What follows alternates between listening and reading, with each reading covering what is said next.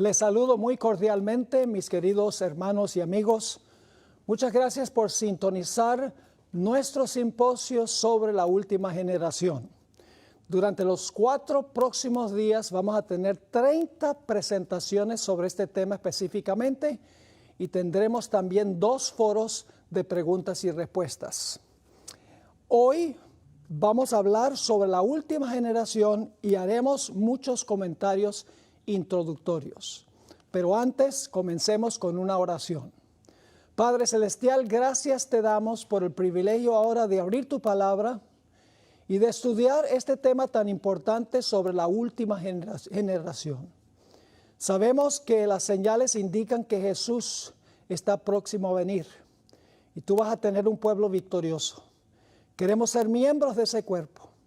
Gracias, Padre, porque nos acompañas en este momento. Te pedimos que nos acompañes también en todas las presentaciones, también con aquellos que están viendo. Gracias te damos por el privilegio de la oración y te imploramos esto en el precioso nombre de Jesús. Amén. Esta serie de temas no son sermones, son estudios. En realidad, lo que vamos a hacer es estudiar este tema desde diferentes perspectivas, dependiendo de quién está haciendo la presentación. Yo voy a seguir mis notas muy cuidadosamente porque tengo la tendencia a ampliar puntos y entonces solamente termino la mitad del material. En 1975, la Casa Publicadora del Sur en los Estados Unidos publicó una obra titulada La Perfección, la posibilidad imposible. En inglés, Perfection, the Impossible Possibility. 4 eruditos de la Iglesia Adventista escribieron capítulos para este libro. Herbert Douglas, Edward Heppenstall, C. Mervyn Maxwell y Hans LaRondelle. Con pequeñas variaciones, Herbert Douglas y Mervyn Maxwell estaban en la misma página y Edward Heppenstall y Hans LaRondelle presentaron puntos de vista similares. En el presente existen en la Iglesia Adventista del Séptimo Día 2 puntos de vista en cuanto a la última generación y la perfección. Los 2 grupos tienen varios puntos en común, puntos en que concuerdan. Permítame mencionar algunos de ellos.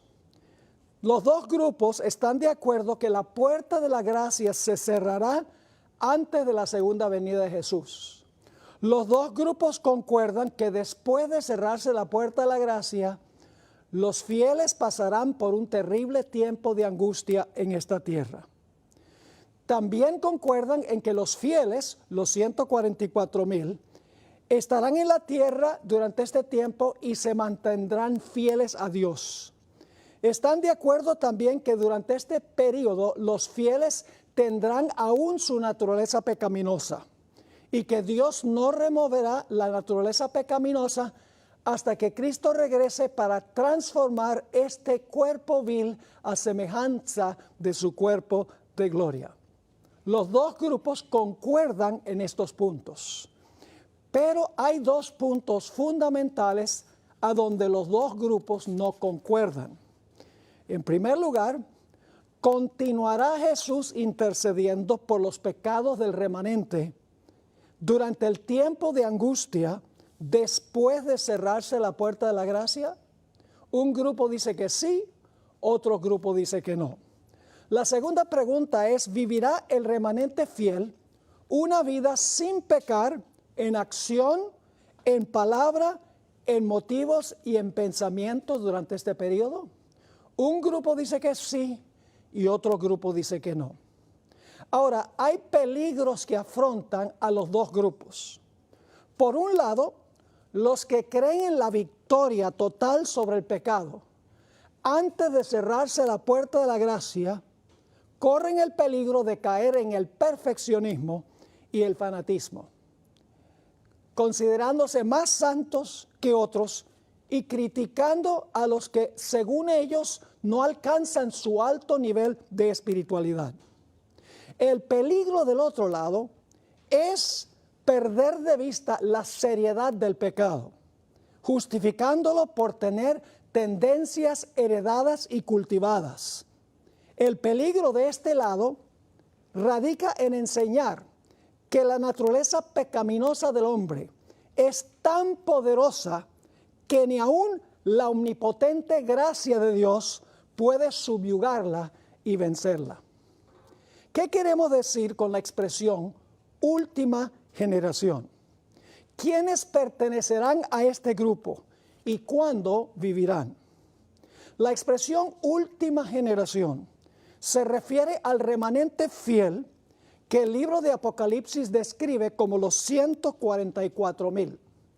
Este grupo estará vivo durante el peor tiempo de angustia de la historia y saldrá victorioso finalmente, según Apocalipsis 15, 2 al 4.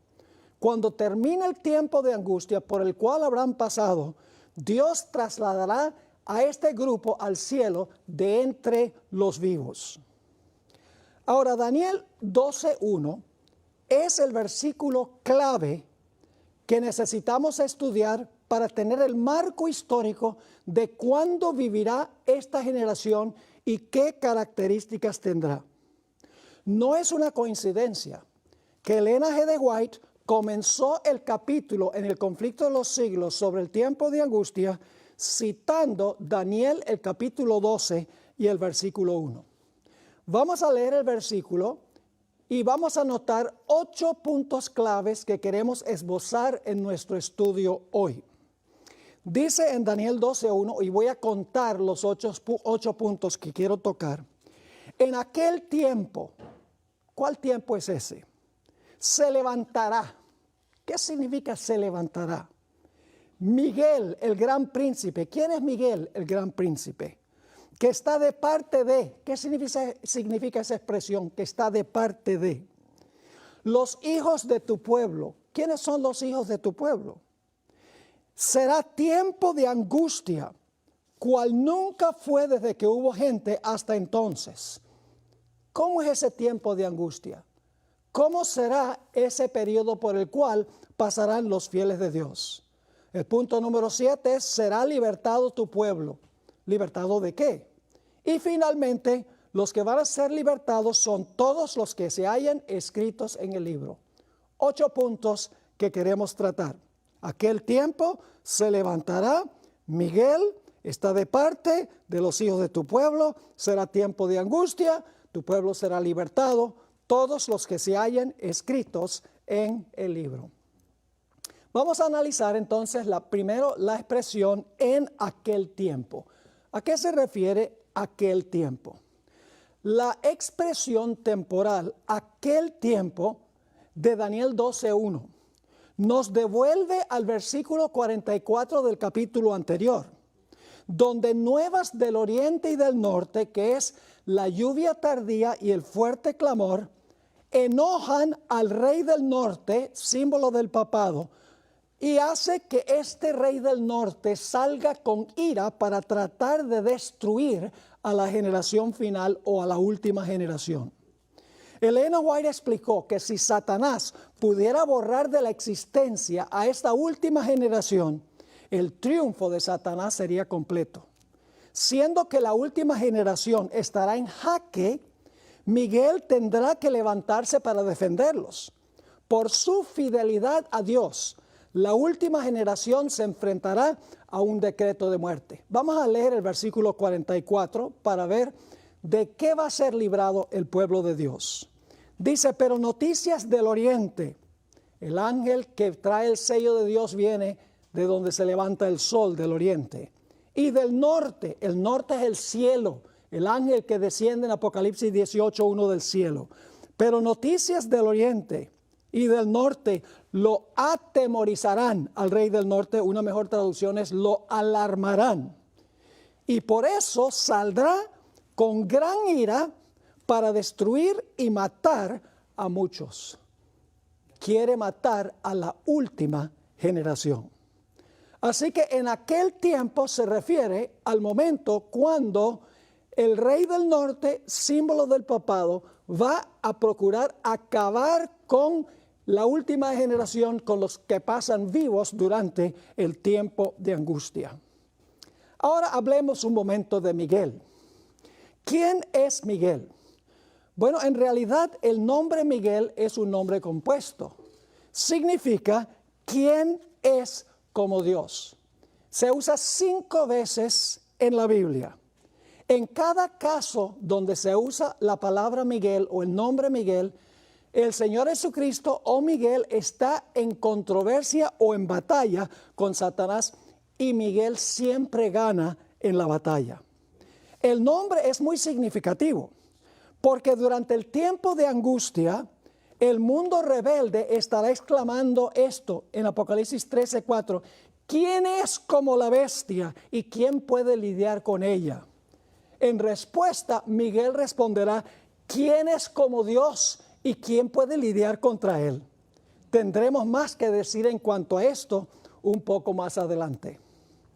Ahora notemos la expresión se levantará. Ya hemos visto que en aquel tiempo se refiere al momento cuando el pueblo de Dios, la última generación, los que pasan vivos por el tiempo de angustia, van a estar en jaque, en peligro de ser destruidos. Nos dimos cuenta que Miguel es una referencia a Cristo Jesús, quien es como Dios. Ahora vamos a ver qué significa la expresión se levantará Miguel. ¿Qué significa esta expresión? La respuesta es que cada vez que aparece esta expresión en el libro de Daniel, se refiere al momento en que un rey se sienta en el trono para comenzar a gobernar. Y tengo varias referencias en paréntesis. Ustedes van a poder conseguir estas presentaciones escritas para que puedan estudiarlas con calma. Pero en el libro de Daniel, cuando se usa la expresión se levantará, se refiere a un rey que se sienta en el trono y comienza a gobernar. Esto significa que Daniel 12:1 describe el momento en que Miguel, Cristo Jesús, se levanta para comenzar a reinar o gobernar sobre su reino escatológico. Y el reino se compone de sus súbditos. El reino es sus súbditos. No es un territorio geográfico, son los creyentes, los fieles de Jesús. Jesús no puede comenzar a gobernar sobre su reino hasta que el juicio investigador haya revelado quiénes son miembros de ese reino. Por un lado, esto es muy importante, por un lado, Daniel 7:13 y 14 y Daniel 8:14 describen el momento en que Jesús se movió del lugar santo al lugar santísimo el 22 de octubre de 1844 para comenzar el proceso por el cual determinaría quién individualmente es miembro de su reino. Por el otro lado, el momento en que Miguel se levanta describe la ocasión cuando el proceso de juzgar concluye.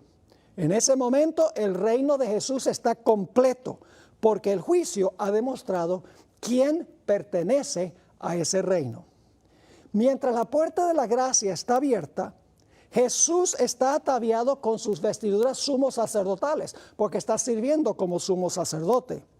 Pero cuando concluya su obra como sumo sacerdote, se levantará, que significa que se vestirá con sus vestiduras reales o con sus mantos de venganza, como lo llama el espíritu de profecía.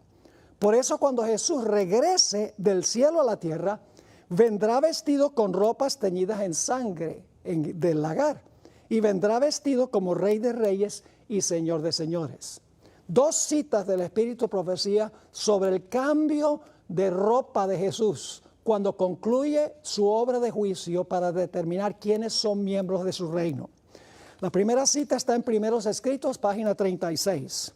Las naciones se están airando ahora, pero cuando nuestro sumo sacerdote termine su obra en el santuario, ahora escuchen bien, se levantará. Cuando concluye su obra en el santuario, ya determinado por el juicio investigador quién es miembro de su reino, se levantará, se pondrá las vestiduras de venganza y entonces se derramarán las 7 postreras plagas.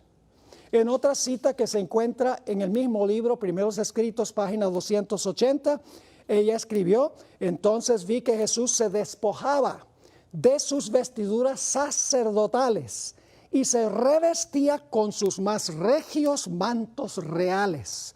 Llevaba en la cabeza muchas diademas. Esto es lenguaje de Apocalipsis del capítulo 19, como vamos a ver. Llevaba en la cabeza muchas diademas, una corona dentro de otra. Rodeado de la hueste angélica, dejó el cielo. Las plagas estaban cayendo sobre los moradores de la tierra. Así que Jesús se va a cambiar los mantos cuando se cierre la puerta de la gracia. Ya no va a ser intercesor. Ya va a venir como Rey de Reyes y Señor de Señores. Elena White no está inventando. Apocalipsis 19 lo dice. Vamos a leer los versículos 11, 12 y 14. Entonces vi el cielo abierto, y he aquí un caballo blanco, y el que lo montaba se llamaba Fiel y Verdadero, y con justicia juzga y pelea. Este es Cristo. Sus ojos eran como llama de fuego, y había en su cabeza muchas diademas, lenguaje que usa el Espíritu de Profecía en la cita que leímos. Y tenía un nombre escrito que ninguno conocía sino él mismo. Y no viene solo, sino que dice en el versículo 14, y los ejércitos celestiales vestidos de lino finísimo, blanco y limpio, le seguían en caballos blancos. Ahora escuchen, si Jesús está ahora sirviendo como sumo sacerdote, está vestido como sumo sacerdote. Pero cuando regresa vestido como Rey de Reyes. Tiene que haberse cambiado cuando se cerró la puerta de la gracia. El folleto de la escuela sabática para el primer trimestre del año 2020 explicó el significado de la expresión se levantará. Dice así: en primer lugar, el verbo levantará evoca el ascenso de los reyes para conquistar y para reinar. Contrario a lo que piensan muchos, Jesús no va a recibir el reino de manos de su Padre cuando regrese a este mundo por segunda vez. Daniel 7, 13 y 14 dice explícitamente que Jesús va a ir al anciano de días en el cielo para recibir el reino. Cuando termina el juicio de los vivos, de los creyentes vivos y muertos, Jesús tomará posesión del reino porque el número de sus súbditos está completo. Ahora, voy a leerles una cita del Espíritu de Profecía sobre esto. Primeros Escritos 280.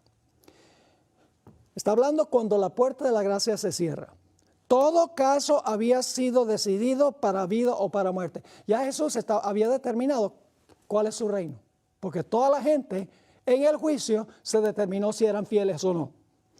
Todo caso había sido decidido para vida o para muerte. Mientras Jesús oficiaba en el santuario, ese es cuando la puerta estaba abierta, había proseguido el juicio de los justos muertos y luego el de los justos vivientes.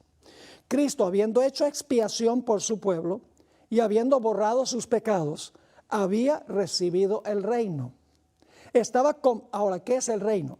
Estaba completo el número de los súbditos de su reino. Su reino son sus súbditos y el juicio determina quiénes son sus súbditos. Así que dice, estaba completo el número de los súbditos del reino y consumado el matrimonio. El matrimonio es lo mismo que tomar el reino. Es la misma cosa con diferentes simbolismos. El reino y el poderío fueron dados por el Padre a Jesús y a los herederos de la salvación. Y Jesús iba a reinar como Rey de Reyes y Señor de Señores. Si Jesús regresa en su segunda venida como Rey de Reyes y Señor de Señores, entonces tiene que haber recibido el reino antes de regresar. Ahora, en varias parábolas de Jesús, Él enseñó que iba a recibir el reino en el cielo antes de la segunda venida. Solo mencionaremos 3 de las parábolas que contó Jesús que enseñan esto. Al comenzar la parábola de las minas, Jesús dijo, la parábola de las minas, voy a leer solo Lucas 19, 12. Dijo pues, un hombre, que es Jesús, un hombre noble, se fue a un país lejano, eso es el cielo, para recibir un reino. Jesús fue al cielo para recibir un reino. Y luego dice, y volver. Esa es la segunda venida. Mateo 22, 1 al 14 enseña lo mismo. En la parábola del manto de bodas, mientras que se está predicando el evangelio aún, Dios examina los mantos de todos aquellos que en algún momento profesaron recibir a Jesús como Salvador personal, con el fin de separar a los verdaderos creyentes de los creyentes falsos. Y se encuentra uno allí que no tenía el manto. Entonces yo pregunto, ¿será entonces que Dios devolverá a la tierra a los que fueron falsos creyentes?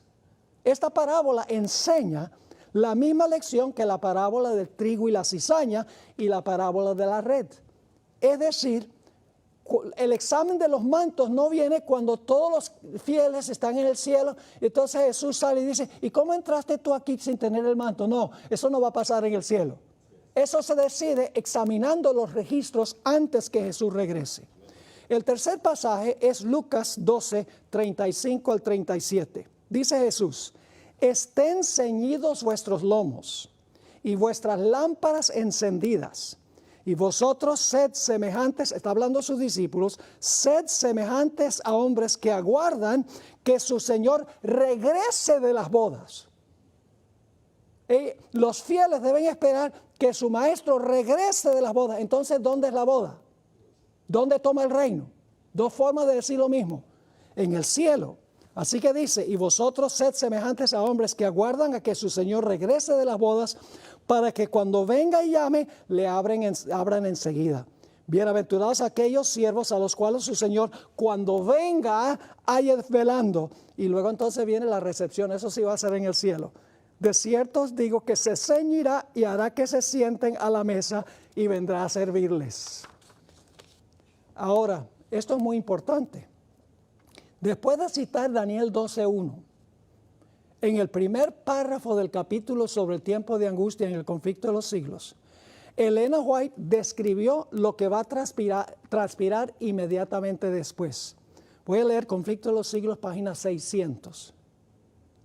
Cuando Él abandone el santuario, las tinieblas envolverán a los habitantes de la tierra. Durante ese tiempo terrible, los justos, esto es la última generación, los justos deben vivir sin intercesor a la vista del santo Dios. Claro, porque se cambió la ropa, ya no es sumo sacerdote, ahora es rey. Se levantó para tomar la posición como rey de su reino. Sigue diciendo, nada refrena ya a los malos y Satanás controla por completo a los impenitentes empedernidos. La paciencia de Dios ha concluido.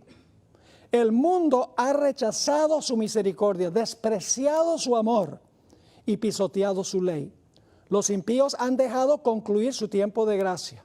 El Espíritu de Dios al que se opusieron obstinadamente acabó por apartarse de ellos. Sigue diciendo, desamparados ya de la gracia divina, están a merced de Satanás, el cual sumirá entonces a los habitantes de la tierra en una gran tribulación final.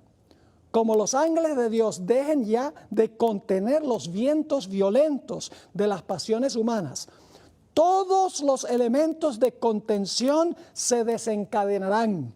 El mundo entero será envuelto en una ruina más espantosa que la que cayó antiguamente sobre Jerusalén. En otra cita, Conflicto de los Siglos 421, en la cita que acabé de leer, la hermana White dice que los justos deben vivir sin intercesor. Aquí ella va a usar otra palabra que es sinónima. Los que vivan en la tierra, cuando cese la intercesión de Cristo en el santuario, son los a la última generación, ¿verdad? Los 144,000. Los que vivan en la tierra, cuando cese la intercesión de Cristo en el santuario celestial, deberán estar en pie en la presencia del Dios Santo sin mediador. Así que en una cita sin intercesor, en otra cita sin mediador. Sus vestiduras deberán estar sin mácula. Sus caracteres purificados de todo pecado por la sangre de la aspersión. Por la gracia de Dios y sus propios y diligentes esfuerzos deberán ser vencedores en la batalla con el mal. Muy claro, ¿verdad que sí? El pueblo de Dios que pase por ese tiempo tiene que haber vencido el pecado. Ahora, hay otros dos pasajes que quiero tocar brevemente. Apocalipsis 22, 10 al 12. Aquí hay 3 puntos de tiempo. Me dijo, no selles las palabras de la profecía de este libro. Es decir, no selles Apocalipsis. Ahora, si Apocalipsis no está sellado, significa entonces que puede salir un mensaje. La gente puede leer el libro y puede asimilar el mensaje. Pero luego dice, el tiempo está cerca. Es decir, el tiempo cuando se va a cerrar la puerta y ya la gente no va a sacarle beneficio al libro de Apocalipsis, es el cierre de la gracia. Y sigue diciendo, el que es injusto sea injusto todavía, y el que es inmundo sea inmundo todavía. El que es justo practique la justicia todavía, y el que es santo santifíquese todavía. Es decir, no sellas el libro, la puerta de la gracia está abierta. Llega el momento en que se declara que el injusto sigue siendo injusto y el impío sigue siendo impío, y luego viene la tercera etapa. He aquí yo vengo pronto, esta es la segunda venida, y mi galardón conmigo para recompensar a cada uno según sea su obra. El otro pasaje es Apocalipsis 15 y el versículo 5 al 8. Nosotros ahora podemos entrar al santuario por fe. No podemos entrar físicamente, pero podemos entrar allá por fe. Ahora, fíjense lo que dice Apocalipsis 15, 5 al 8. ¿Qué va a pasar cuando las plagas sean derramadas? Dice, después de estas cosas miré, y he aquí fue abierto en el cielo el templo del tabernáculo del testimonio. El tabernáculo del testimonio es todo el santuario. El templo del tabernáculo es el lugar santísimo del santuario. Es decir, se abre el lugar santísimo ya no para que la gente entre, sino para que los ángeles de las plagas salgan. Sigue diciendo, y del templo salieron los 7 ángeles que tenían las 7 plagas, vestidos de lino limpio y resplandeciente, y ceñidos alrededor del pecho con cintos de oro. Y uno de los 4 seres vivientes dio a los 7 ángeles 7 copas de oro, llenas de la ira de Dios, que vive por los siglos de los siglos. Y ahora fíjense, cuando se derraman las plagas, el templo se abre para que los ángeles de las plagas salgan, y cuando las plagas caen, ya nadie puede entrar al templo. La gracia se cerró, ya no hay mediación. Dice el versículo 8, y el templo, el lugar santísimo, se llenó de humo por la gloria de Dios y por su poder, y nadie podía entrar en el templo hasta que se hubiesen cumplido las 7 plagas de los 7 ángeles. Ese es el tercer punto. Ahora vamos al cuarto punto. ¿Qué significa estar de parte de? Miguel se levanta, se cierra la puerta de la gracia, su reino está completo, pero ahora dice, está de parte de los hijos de tu pueblo. El sentido de esta frase es que Jesús se levanta con el fin de proteger a los miembros de su reino, de la ira del rey del norte y de los seguidores del rey del norte. Notablemente, la palabra levantará y la expresión de parte de en hebreo son la misma palabra. Pero la palabra que acompaña a esa palabra levantará determina el significado de la palabra. Lo que está diciendo el texto es que Jesús se levantará para comenzar a reinar y para estar de parte de los miembros de su reino, es decir, para proteger a la última generación. Durante el tiempo de angustia, el rey del norte procurará destruir a los súbditos del reino de Cristo Jesús, la última generación. Jesús estará de parte de ellos, es decir, los va a defender. Como un pastor defiende a sus ovejas, como un esposo protege a su esposa, como un rey vasallo depende del soberano que lo proteja. El Señor Jesucristo se va a levantar para proteger a su pueblo. Varias versiones de la Biblia traducen la expresión de parte de con la palabra proteger. Para este momento el mediador ya no intercederá por su pueblo, sino que los defenderá. El intercesor se ha convertido en defensor. Aun cuando el pueblo de Dios tendrá que subsistir delante de un Dios santo sin intercesor por el pecado, no carecerá de un defensor.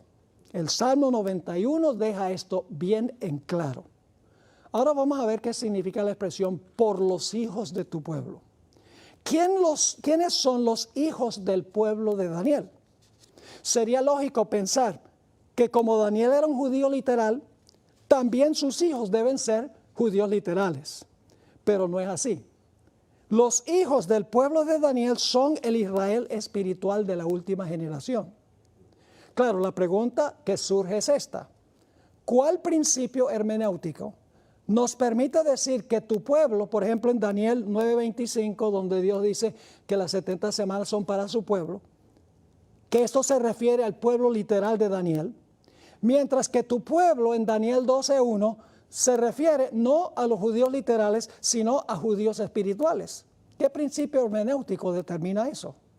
Aún más, ¿por qué el monte santo en la oración de Daniel, en Daniel 9:16, se refiere al monte Sión literal en el Medio Oriente, mientras que la misma expresión en Daniel 11:45 se refiere a un Sión simbólico que abarca todo el mundo, a donde están reunidos todos los fieles? Hebreos 8:8 nos ayuda a comprender este principio hermenéutico. El texto dice que Dios prometió hacer un nuevo pacto con la casa de Israel y la casa de Judá. Dice en Hebreos 8:8, ya esto es para cristianos. Si leemos el texto literalmente, tendríamos que concluir que el nuevo pacto se aplica tan solo literalmente a Judá e Israel. Sin embargo, ningún cristiano de hoy diría que el nuevo pacto se aplica solo a los judíos. Claramente las palabras Israel y Judá en Hebreos 8:8 se aplica a todos los cristianos que creen en Cristo Jesús como Salvador personal, y no solo a los judíos literales. Jesús se refirió a la sangre de su sacrificio como la sangre del nuevo pacto que fue derramada para todos. Significa que el nuevo pacto no es solo para los judíos literales, sino es para todos los que creen en Cristo Jesús. Debemos entender este asunto de la siguiente manera. La expresión tu pueblo cambia del Israel literal al Israel espiritual en Daniel 12:1.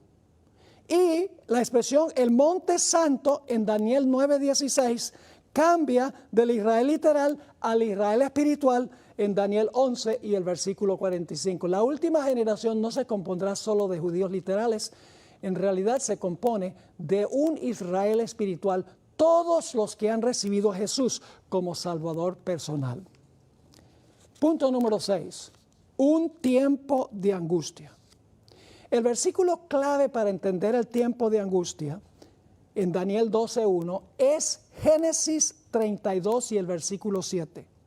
En este capítulo Jacob se angustió cuando oyó que su hermano Esaú venía para matarlo a él junto con su familia.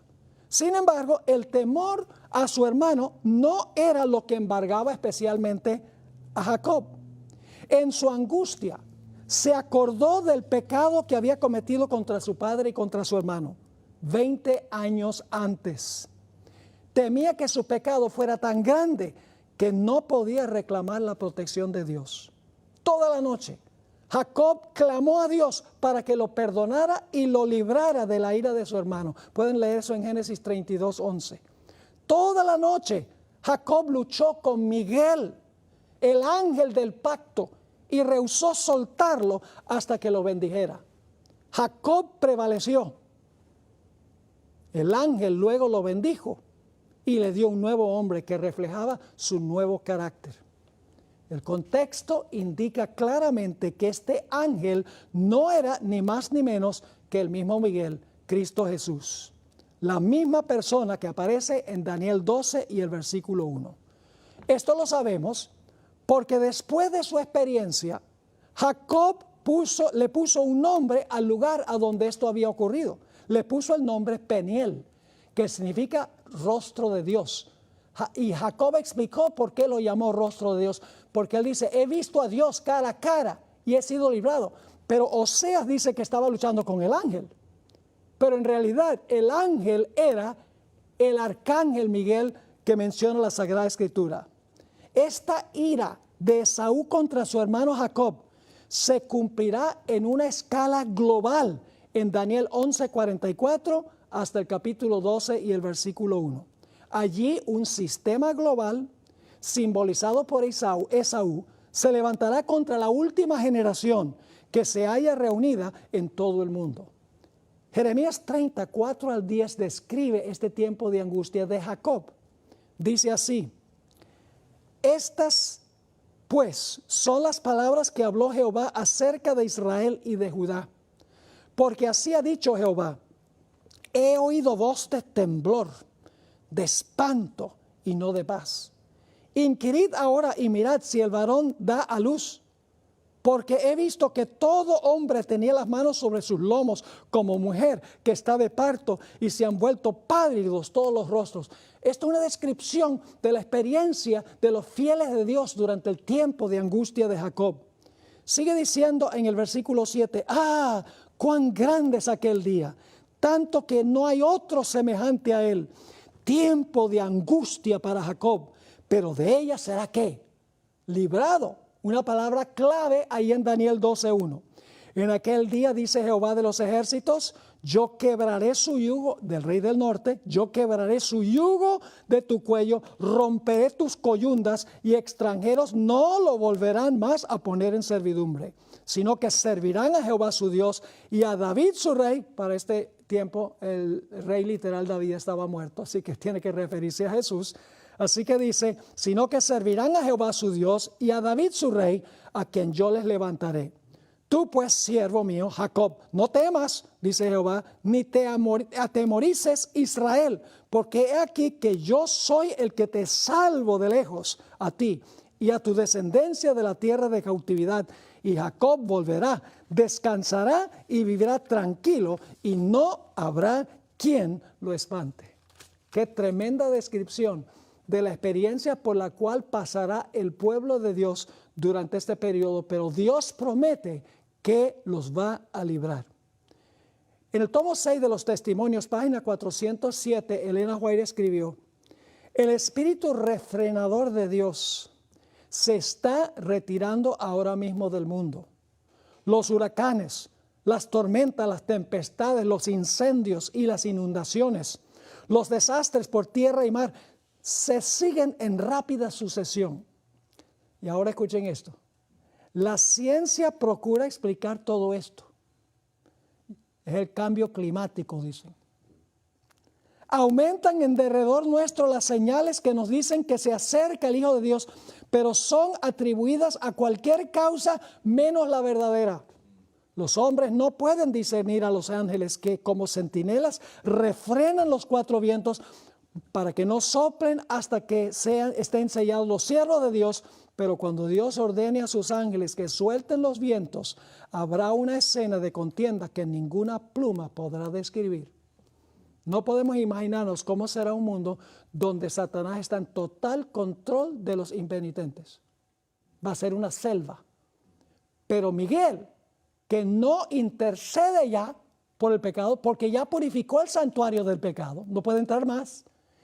Él se va a levantar para defender a sus fieles. Ni un solo fiel de la última generación perecerá.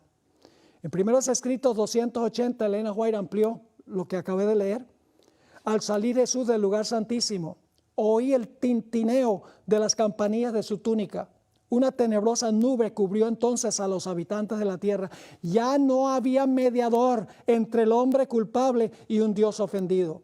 Mientras Jesús estuvo interpuesto entre Dios y el pecador, tuvo la gente un freno.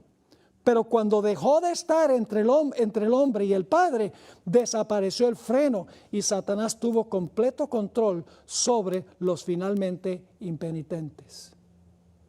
Vamos a la frase número 7. Serán libertados. ¿Libertados de qué?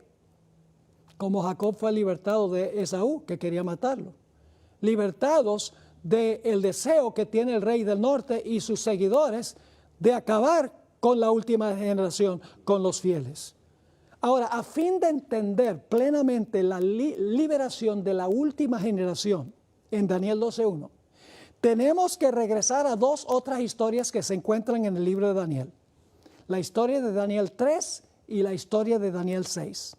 Estos dos capítulos tienen mucho en común e ilustran en miniatura las pruebas, la fe y la liberación de la última generación. Daniel 3 y 6 guardan una relación estrecha con Daniel 12:1 y también con Apocalipsis 13. En estos pasajes hay un remanente fiel que afronta un decreto de muerte, pasa por un tiempo de angustia y es libertado por Jesús. El vínculo entre estos tres pasajes en realidad aparece en los tres lugares. Y la palabra clave es la palabra librar o libertar. Examinemos primero la historia de Daniel 3 para ver cómo es una sombra de Daniel, el capítulo 12 y el versículo 1.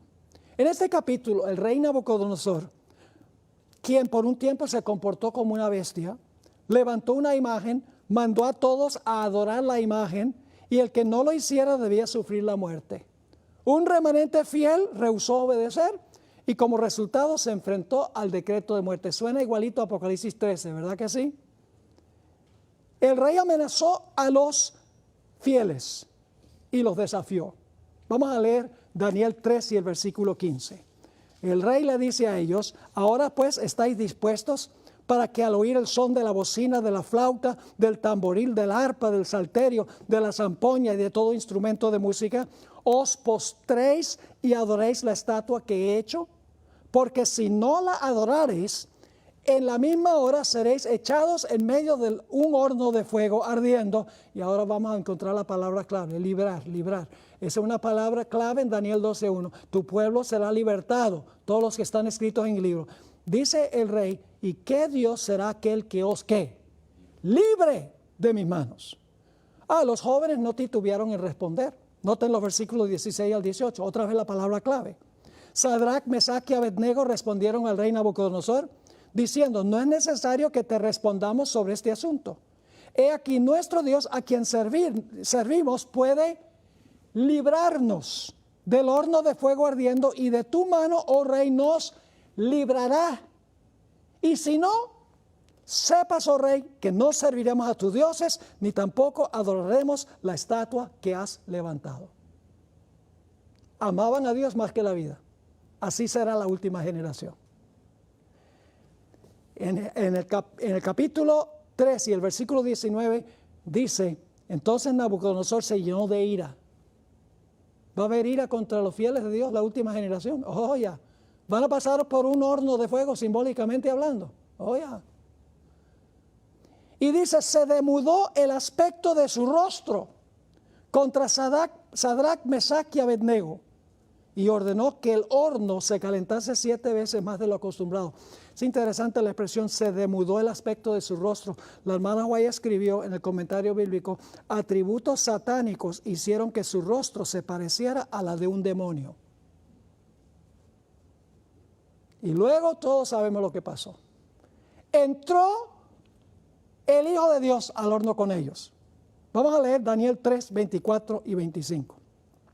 Entonces el rey Nabucodonosor se espantó y se levantó apresuradamente y dijo a los de su consejo: ¿no echaron a 3 varones atados dentro del fuego?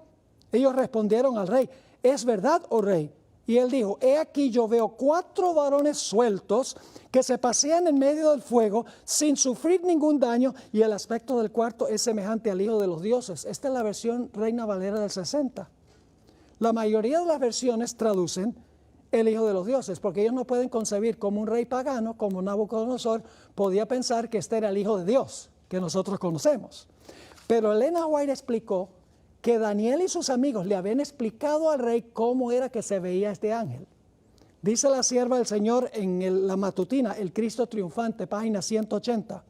Los cautivos hebreos le habían hablado a Nabucodonosor de Cristo, el Redentor que habría de venir, y a partir de la descripción recibida, el monarca reconoció la forma del cuarto en el horno ardiente como la del Hijo de Dios. Pero ahora hay un detalle muy interesante.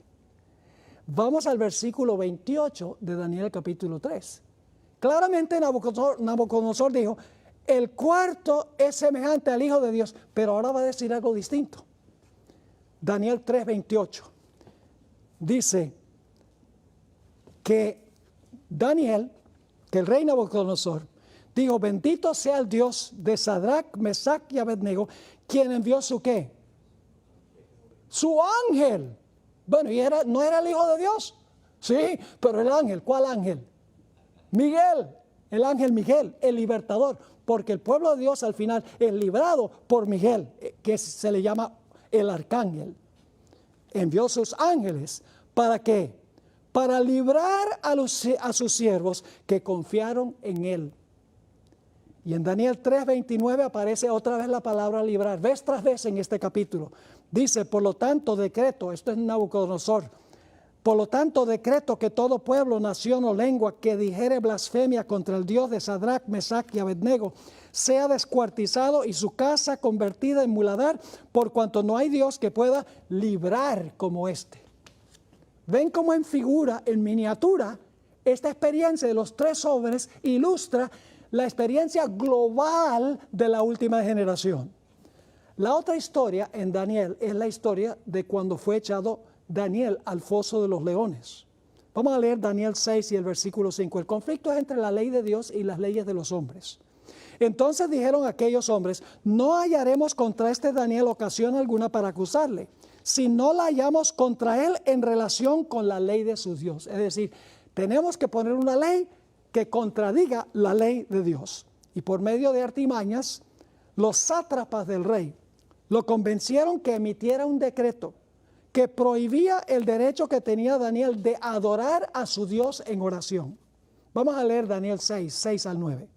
Entonces estos gobernadores y sátrapas se juntaron delante del rey y le dijeron así, Rey Darío, para siempre vive.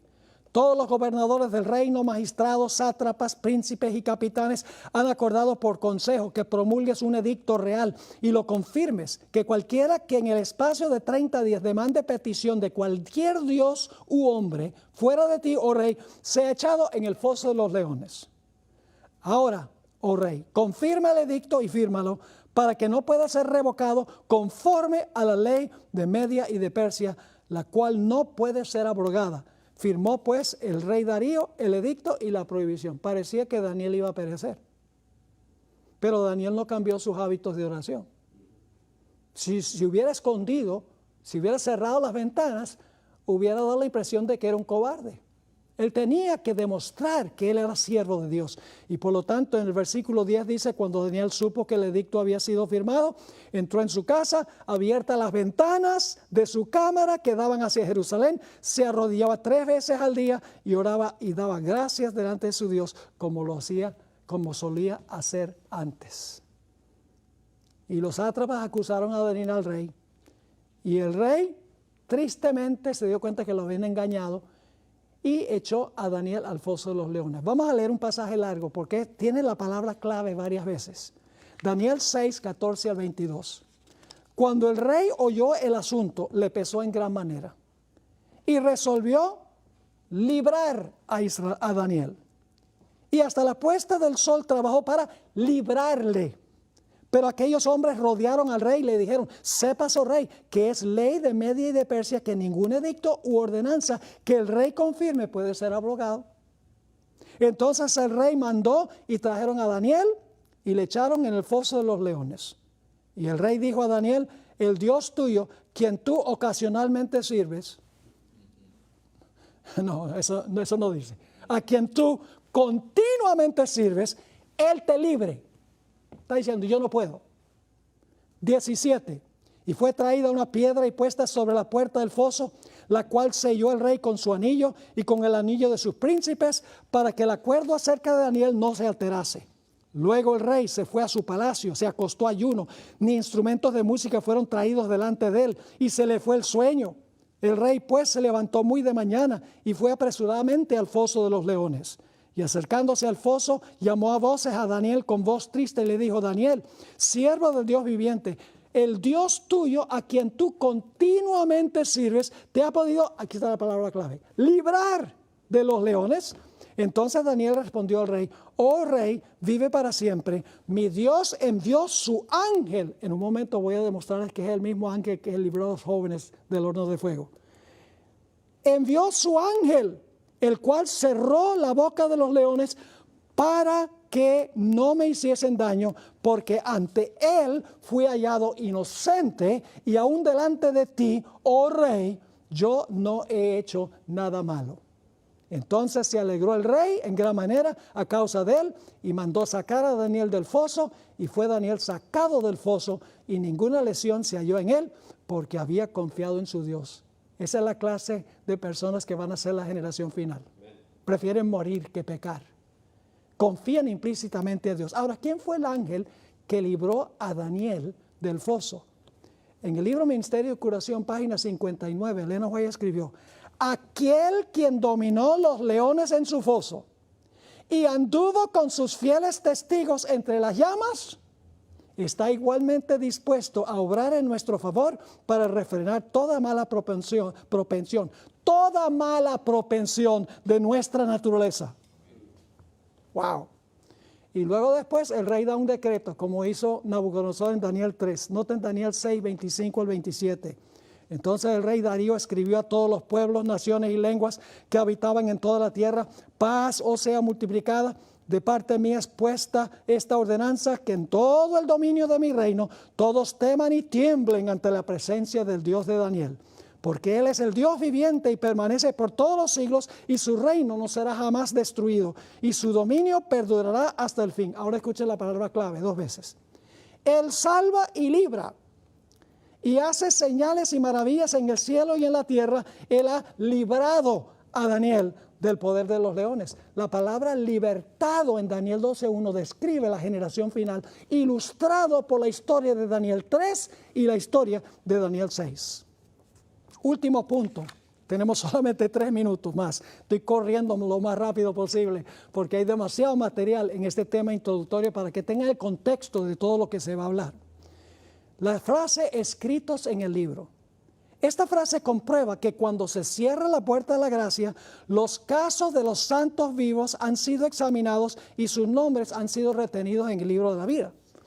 Miguel solo librará de la muerte a aquellos cuyos nombres han sido retenidos en el libro de la vida durante el juicio de los vivos. Cuando comienza el tiempo de angustia, después de cerrarse la puerta de la gracia, los nombres de la última generación quedarán grabados en el libro de la vida para siempre. Apocalipsis 3:5 dice claramente que Dios puede borrar nombres que están en el libro de la vida. Elena White describió la situación en que se encontrará la última generación durante el tiempo de angustia. Dijo lo siguiente: fue una hora de tremenda y espantosa angustia para los santos. Día y noche clamaban a Dios para pedirle que los librase. A juzgar por las apariencias, no había posibilidad de escapar. Los malvados, saboreando de antemano su triunfo, exclamaban: ¿por qué no os libra vuestro Dios de nuestras manos? ¿Por qué no os escapáis por los aires para salvar la vida? Pero los santos no los escuchaban. Como Jacob, estaban luchando con Dios. Los ángeles deseaban libertarlos. Noten la palabra otra vez. Pero habían de esperar un poco más. El pueblo de Dios debía beber el cáliz y ser bautizado con el bautismo. Los ángeles, fieles a su misión, seguían velando. Dios no quería que los paganos insultasen su nombre. Se acercaba el tiempo en que iba a manifestar su formidable poder y libertar gloriosamente a sus santos. Por la gloria de su nombre iba a libertar. Note la cantidad de veces que se usa la palabra libertar. Por la gloria de su nombre iba a libertar a todos los que pacientemente le habían esperado y cuyos nombres estaban escritos en el libro. Eso demuestra que la generación de vivientes pasaron por el juicio, sus nombres fueron retenidos en el libro de la vida, porque dice: son librados todos los que están escritos en el libro. La hermana White escribió, para terminar, Evento de los últimos días 121, Satanás les ofrece a los hombres los reinos del mundo si ellos les ceden la supremacía. Muchos hacen esto y sacrifican el cielo. Es mejor morir que pecar. Es mejor padecer necesidad que defraudar. Es mejor pasar hambre que mentir. Y en otra cita, Testimonios para la Iglesia, tomo 5, página 53, los pesares del deber y los placeres del pecado son las cuerdas con las cuales Satanás ata a los hombres en sus trampas. Solo los que prefieren morir antes que llevar a cabo un acto malo serán hallados fieles. Así será la última generación.